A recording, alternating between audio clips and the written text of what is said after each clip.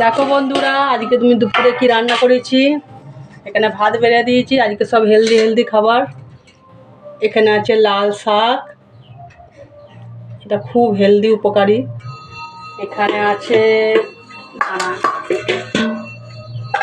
এখানে আছে এই যে লাউ, লাউয়ের ঝোল, লাউ, আলু, বড়ি। এটা একদম পুষ্টিকর হেলদি খাবার।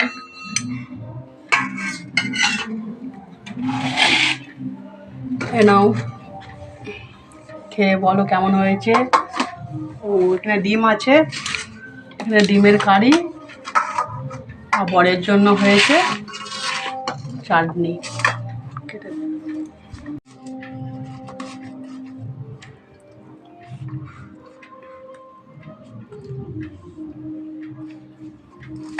কেমন হয়েছে গো লাল শাকটা? ভালো হয়েছে। লাল লঙ্কা শুরু করলে বলবি না? না, খাও।